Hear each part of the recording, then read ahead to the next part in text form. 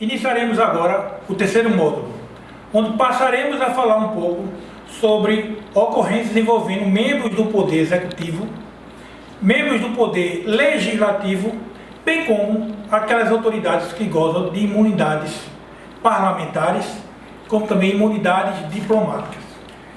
A prisão envolvendo membros do governo do Estado e secretário de Estado, essas pessoas, geralmente, no exercício do cargo, só podem ser presas, novamente a regra básica, que como acontece lá para juízes e promotores, só pode ser preso em flagrante delito de crimes inafiançáveis, ou por ordem escrita do juiz. Então, essas autoridades, governador do Estado, secretário de Estado, só pode acontecer nesse sentido. Pode ser conduzido à delegacia? Pode. Coisa rara acontecer, mas pode acontecer. Já tivemos casos registrados na história em que o governador do Estado foi preso, conduzido até a delegacia de polícia, para que fosse adotado medidas legais ou até mesmo judiciais contra aquela autoridade. Se resistir, pode ser lavrado o auto de resistência ou o uso de algema, claro. Novamente eu digo, caso raro acontecer, mas se isso acontecer, sempre lembrando da súmula 11 e das circunstâncias em que pode ser usado a algema previsto na súmula 11. E o que deve ser feito diante dessas situações? Pode acontecer uma busca e apreensão na sua casa, no seu veículo, pode acontecer a mesma coisa. Mas o que o militar deve se resguardar quando diante de ocorrências desse nível? Claro, se tiver situações com o governador, claro que vai ter outros oficiais, vai ter outras pessoas envolvidas nesse cenário. Não vai ficar só apenas na primeira guarnição que se envolver na ocorrência. Claro que outros atores da hierarquia dentro da corporação vão ser acionados para esta ocorrência. Então o que acontece? A prisão dos governadores, prisão envolvendo o presidente da República também, tem situações que são particulares. Vamos lá. O presidente da República também não pode ser preso em flagrante, pois a ele não pode ser imposta qualquer espécie de prisão provisória. Isso é um dispositivo que está no artigo 86, parágrafo 3º da Constituição Federal de 1988. Destaque-se que esta regra não pode ser estendida aos chefes dos poderes executivos estaduais, ou seja, aos governadores, nem municipais, ou seja, os prefeitos. Portanto, governadores e prefeitos podem ser presos em flagrante e podem estar sujeitos a qualquer espécie de prisão provisória. Bem, todos se lembram da prisão preventiva do ex-governador do Distrito Federal, o senhor José Roberto Arruda. Aliás, segundo o STF, nem mesmo regra extraída da Constituição Estadual poderia impedir a prisão provisória dos governadores e prefeitos, pois cabe apenas à União legislar sobre matéria relacionada a direito processual penal. Então, as constituições estaduais estariam impedidas de legislar sobre essa matéria, porque na própria Constituição fala que é competência exclusiva da União de legislar sobre esse assunto. Então, o que acontece? Diante desses casos, onde há envolvimento do governador do Estado, claro que outros atores na corporação vai ser acionado tenente, coronel e, quiçá, até o comandante-geral, diante dessa ocorrência. Se ele não for até o local, mas estará sendo mantido contato com essas autoridades a fim de solucionar a ocorrência. Bem, um breve resumo agora sobre ocorrências envolvendo autoridades parlamentares. Quem são essas autoridades? Nós temos autoridades parlamentares nos 3 níveis: municipal, estadual e federal. Município, Estado e União. Então, a imunidade que essas autoridades têm, elas são tidas como relativas. São imunidades relativas. Elas não são absolutas. absolutas veremos mais à frente, que está destinado às autoridades diplomáticas. As imunidades relativas a essas autoridades parlamentares diz que elas só podem ser presos em flagrante delito de crime inafiançáveis se estiverem no exercício do mandato. Se ele estiver no exercício do mandato, o mandato dele estiver vigente, ele só pode ser preso em flagrante delito de crime inafiançável.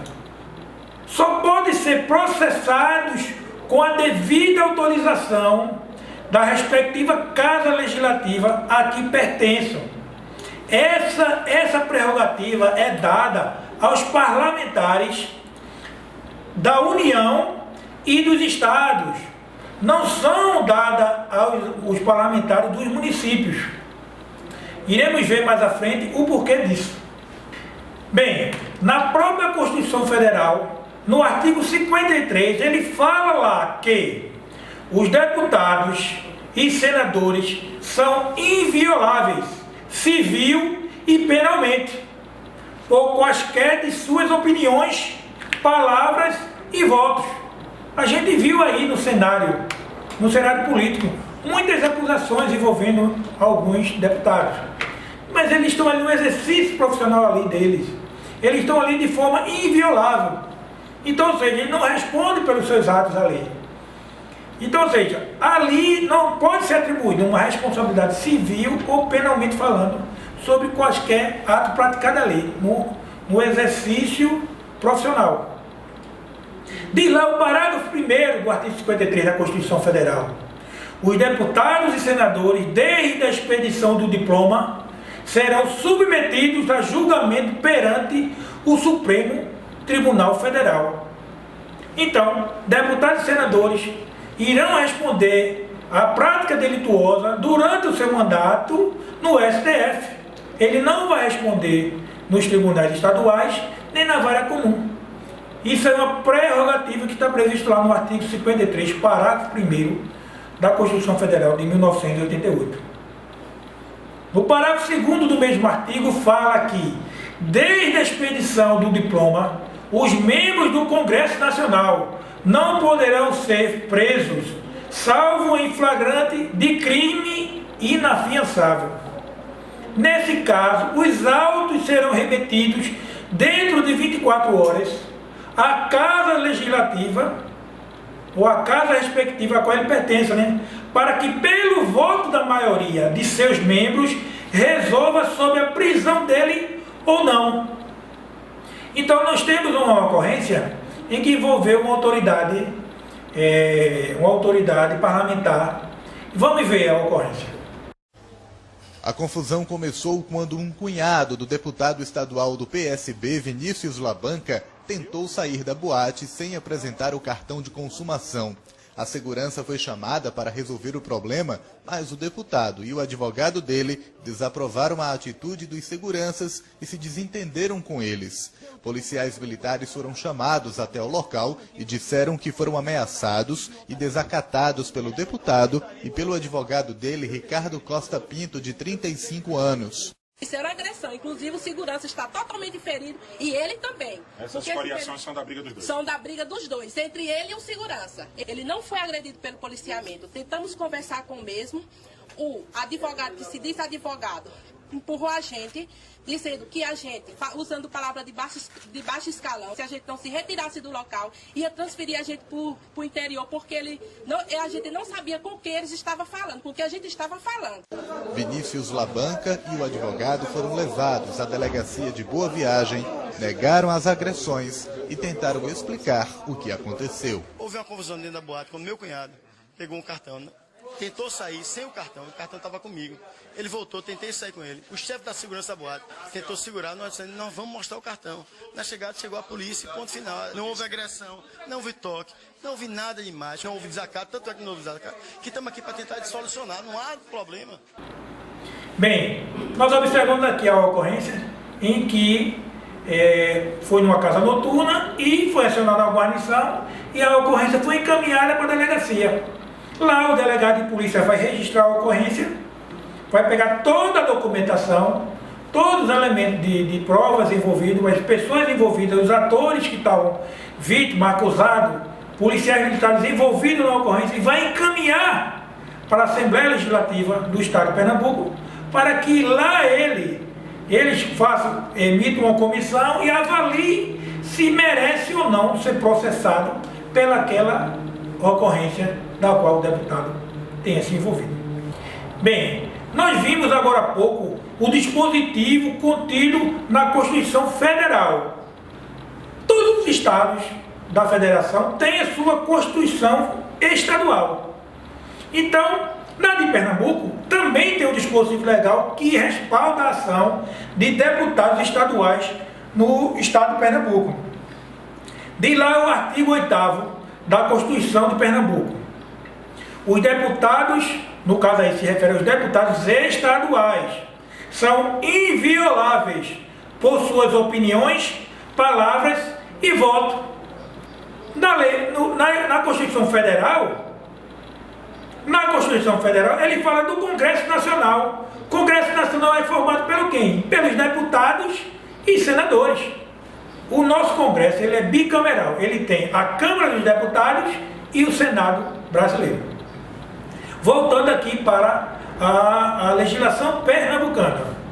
Diz lá no parágrafo 1º do artigo 8º da Constituição de Pernambuco: desde a expedição do diploma até a inauguração legislativa seguinte, ou seja, que vai percorrer todo o mandato do deputado estadual, os deputados não poderão ser presos, salvo em flagrante delito de crime inafiançável, nem processados criminalmente, sem prévia licença da Assembleia Legislativa, sendo que, na hipótese de indeferimento do pedido de licença ou de ausência de deliberação, fica suspensa a prescrição enquanto durar o mandato.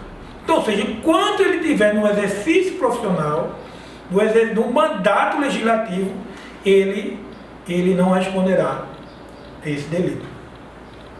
Parágrafo 2º.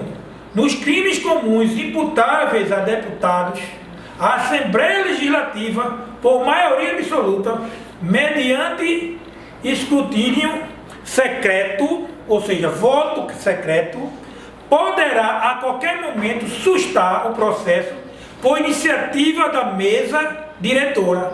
Então ele pode sustar, ele pode suspender, pode tornar sem efeito. Isso aí é uma prerrogativa que está lá na Constituição Federal.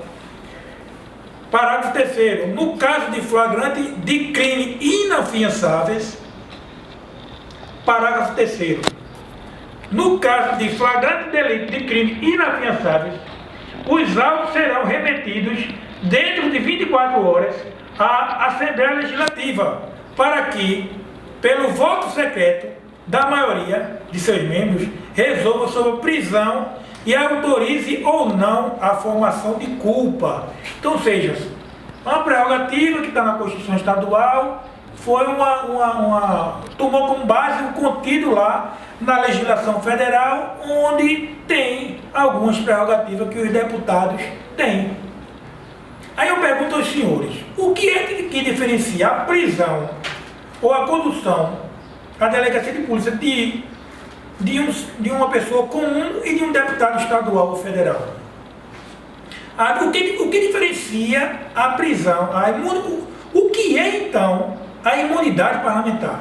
A imunidade parlamentar é uma prerrogativa que é dada a autoridades eleitas para serem representantes do povo brasileiro, para que ele exerça o mandato e sobre esse mandato ele tem alguma prerrogativa, de modo que não respondam por ele no exercício do mandato. Porém, se o crime for inafiançável, aí sim, ele responde por inteiro. O que diferencia a prisão do deputado ou senador do cidadão comum é que diz que deputados e senadores só podem ser presos em flagrante delito de crime inafiançável. Se o crime for afiançável, será arbitrado a fiança. No cidadão comum, a mesma coisa. Se o crime for afiançável, vai ser arbitrado a fiança e o cidadão vai responder em casa. Agora, se ele cometer um crime inafiançável, não vai ser arbitrado a fiança. A gente sabe que hoje acontece as chamadas audiências de custódia. Muitas vezes, após a lavratura do auto de prisão em flagrante delito, as pessoas são recolhidas provisoriamente a determinados estabelecimentos prisionais e são apresentadas ou no mesmo dia ou no dia seguinte para as chamadas audiências de custódias, onde os juízes, promotores, representantes da parte ou defensor público estarão presentes. Serão avaliadas, né, as nuances da prisão, se ela é coberta de legalidade ou se existiu algum vício de legalidade. Se existir algum vício de ilegalidade, a prisão será imediatamente relaxada. Iniciemos agora os estudos sobre a imunidade de diplomatas. Imunidade absoluta. O diplomata em si, ele não responde por nenhum ato no exercício profissional dele no outro país, pela legislação daquele país. Não pode ser preso em nenhuma hipótese, qualquer que seja o crime praticado por ele no estrangeiro. Não pode ser conduzido à delegacia, a busca pessoal não é permitida a essas autoridades. Sua imunidade atinge as pessoas que trabalham com ele, com o diplomata, os seus veículos e a sua residência oficial. É estendido também aos seus familiares. Então, a essas autoridades, as imunidades diplomáticas, elas foram um artifício que foram trabalhadas aproximadamente em 1961, na Convenção de Viena, e diz lá o artigo 37 da Convenção de Viena, consiste na prerrogativa de direito público internacional de que desfrutam os representantes diplomáticos estrangeiros e seus familiares que com ele vivem em território nacional diverso do seu país de origem. Então, se o diplomata brasileiro estiver aqui no Brasil, ele responderá pelos seus atos aqui, pelos atos praticados aqui pela lei brasileira. Porém, se ele estiver lá no qualquer país aí da Europa, em Angola, ele não responderá lá pela legislação daquele país. Ele é imune lá. Essa imunidade é dada para que aquele diplomata, né, que representa ali o governo do país, tenha plena liberdade de trabalhar junto àquela outra nação e possa exercer a sua atividade de forma plena. A imunidade diplomática estende-se aos familiares, pessoas do corpo administrativo e técnico, desde que essas não sejam nacionais, não sejam daquele país da qual ele trabalhe, mas sim que sejam do país de origem e nem tenham residência fixa nesses outros países. Há uma restrição ao princípio da territorialidade temperada, consagrado pela legislação penal brasileira, a teor do artigo 5º do Código Penal. Uma vez que, sendo reconhecida a imunidade diplomática, o agente não responderá no Brasil pelo delito praticado em território nacional, mas em seu país de origem. Então, nesse caso, se aqui no país nós temos uma conduta tida como crime, e essa conduta no país de origem desse diplomata, ou do filho dele, ou do parente dele, que ele não seja tida como crime, ele vai responder por esse ato? Não. Se a legislação pátria dele diz que determinada conduta não é crime, porém onde ele trabalha é tida como crime, ele não responderá, porque ele vai responder pela legislação do seu país. Se o seu país diz que aquela conduta que ele praticou no país onde ele trabalha, né, ele não é crime, ele não responderá por nada. Isso aí é uma prerrogativa que é dada a essas autoridades diplomáticas. Observação: a imunidade diplomática não confere ao diplomata o direito de se considerar acima da legislação do Estado acreditado, ou seja, do Estado da qual ele trabalhe. é uma obrigação expressa do agente diplomático cumprir as leis daquele estado que ele exerce a sua atividade. Embora ele não esteja no seu país de origem, ele tem a obrigação de cumprir. Porém, se ele não cumprir, e essa conduta não for tida como crime no seu estado de origem, ele não responderá. A sistemática da prerrogativa diplomática induz ao reconhecimento dos seguintes dimensões ou espécie: a imunidade material ou a inviolabilidade. Significa que o diplomata e sua família, bem como os imunes por extensão, não estão sujeitos a qualquer forma de prisão no Brasil. O artigo 29 da Convenção de Viena de 1961 diz que a pessoa do agente diplomático é inviolável. Não poderá ser objeto de nenhuma forma de detenção ou prisão. O Estado acreditado tratá-lo-á com o devido respeito e adotará todas as medidas adequadas para impedir qualquer ofensa à sua pessoa, liberdade ou dignidade. Dessa forma, a imunidade diplomática material apresenta-se como causa excludente de punibilidade, isto é, da ameaça de pena que vinha a sofrer com a legislação penal brasileira. Ou letra B, imunidade processual ou imunidade formal, ou ainda imunidade de jurisdição. Todas as pessoas revestidas de imunidades diplomáticas não estão subordinadas à jurisdição penal brasileira, mas sim à jurisdição penal do Estado, o qual pertença. Reza o artigo 31 da Convenção de Viena, de 1961, o seguinte: o agente goza de imunidade de jurisdição penal do Estado acreditador. Ele goza de imunidade do Estado da qual ele trabalhe, não daquele Estado da qual ele é servidor. O agente diplomático não é obrigado a prestar depoimento como testemunha naquele Estado acreditador, naquele Estado onde ele trabalha, onde ele exerce sua atividade profissional. A imunidade de jurisdição de um agente diplomático no Estado acreditador não o isenta da jurisdição do Estado acreditante. Estado acreditado é o país da qual o diplomata está trabalhando. Estado acreditante é o Estado da qual o diplomata pertence. Portanto, a imunidade diplomática processual apresenta-se como causa excludente da jurisdição brasileira. Então,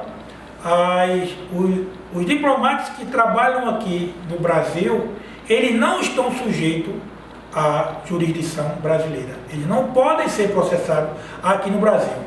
Mas já aconteceu fatos. E já aconteceu fatos de um diplomata responder aqui no Brasil pelos seus atos? Sim. Sim. Vejamos o vídeo. E aqui no Brasil, os pais das crianças que acusam um diplomata da Embaixada do Irã de abuso sexual estão revoltados, e não é sem razão. Reportagem de Fernanda de Andrade. Esta mãe, que não quer se identificar, conta que os abusos sexuais ocorreram há cerca de uma semana. A filha dela, que tem 11 anos, falou para o pai que o suspeito teria passado a mão nela e em outras crianças embaixo d'água. Agora, os pais exigem providências das autoridades. Como que alguém vem para o nosso país, faz o que bem entende e sai ileso? Os abusos aconteciam nesta piscina. Por meio de nota, o clube proibiu temporariamente a entrada do diplomata. Os pais das crianças registraram um boletim de ocorrência na delegacia contra Ekmatollah Gorbani, de 50 anos. O acusado chegou a depor, negou que tenha cometido os abusos e foi liberado porque tem imunidade diplomática. Mesmo assim, o Brasil pode declarar o diplomata iraniano persona non grata e pedir que ele seja enviado ao país de origem. Observamos na reportagem que o Estado lá, da qual ele pertence, aquele diplomata que cometeu o crime aqui no país, vai ter que revogar a sua diplomacia para que essa pessoa responda aqui no país pela prática delituosa. E com isso nós fechamos agora o nosso terceiro módulo da nossa instituição.